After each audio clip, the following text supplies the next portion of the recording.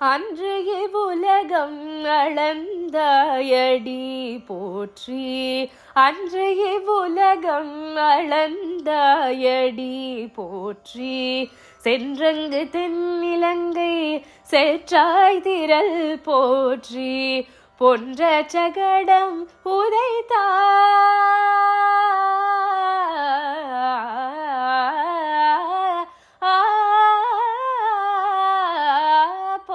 ஜகடம் உதைத்தாய் புகழ் போற்றி. கன்று குணிலாய் எறிந்தாய் களல் போற்றி. குன்று குடையாய் எடுத்தாய் குணம் போற்றி. வென்று பகை கெடுக்கும் நின் கையில் வேல் போற்றி. என்றென்றும் சேவகமே ஏத்திப்பறை கொள்வான். இன்று யாம் வந்தோம் இரங்கேலோரெம்பாவாய். இன்று யாம் வந்தோம் இரங்கேலோரெம்பாவாய்.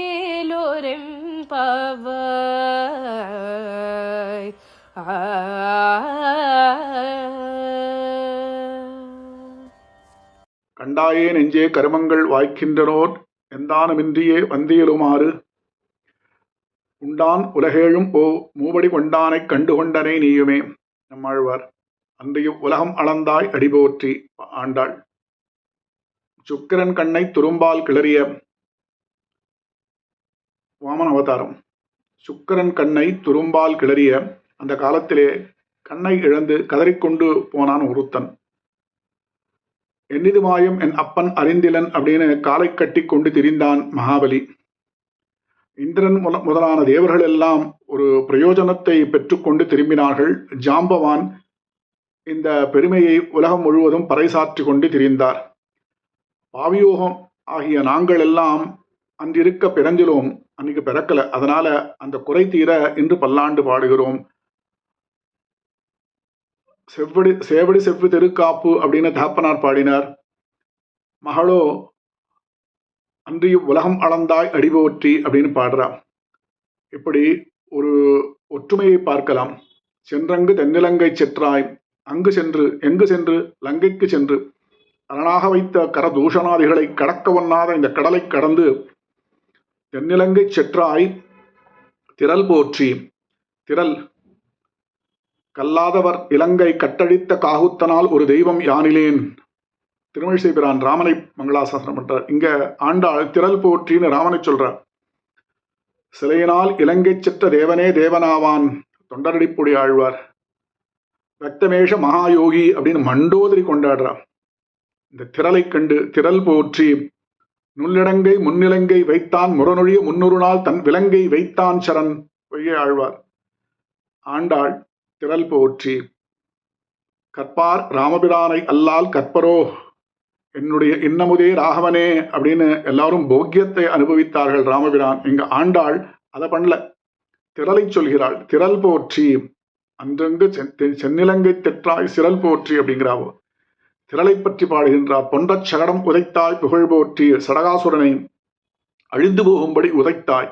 எப்படி உதைத்தாய்? இந்த புகழ் போற்றி. புகழ் நித்தியமாக இருக்க வேண்டும் அப்படின்னு மங்களாசாசனம். கடல் போற்றி. இந்த மடக்கின திருவடிகளை பற்றி பாடுகிறார்கள். உதைத்தவன் கன்றை உதைத்தவன் அந்த மடக்கின திருவடிகள், அந்த திருவடிகளை பாடுகிறார்கள் ஆழ்வார்கள்.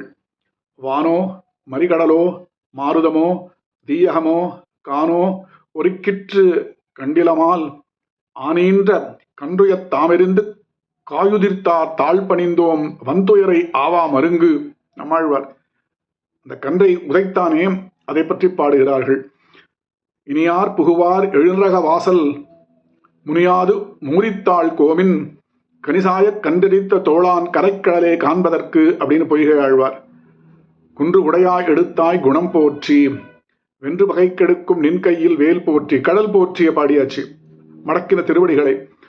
அடுத்ததாக பாட குன்று உடையாய் எடுத்தாய் குணம் போற்றி. உன் குணத்தை சொல்லுவோம். எப்படின்னு சொல்லுவோம் குணத்தை? குணம் போற்றி போற்றி.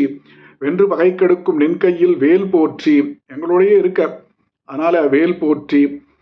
அடி போற்றி, திரள் போற்றி, புகழ் போற்றி, கடல் போற்றி, குணம் போற்றி, வேல் போற்றி அப்படின்னு இவர்கள் பாடுவது கூடவே இருக்க அந்த கண்ணனை பற்றி தினந்தோறும் அறுசுவை உண்டியாகவும் இருக்கிறது அவனுடைய புகழ். அதை மங்களாசாசனம் பண்ணுகிறார்கள். இன்றியாம் வந்தோம், இறங்கு இறங்கேலோர், இறங்கி வந்து எங்களுக்கு அருள் புரிவாயாக அப்படின்னு வேண்டி நிற்கிறார்கள் இந்த ஆய்ச்சிமார்கள்.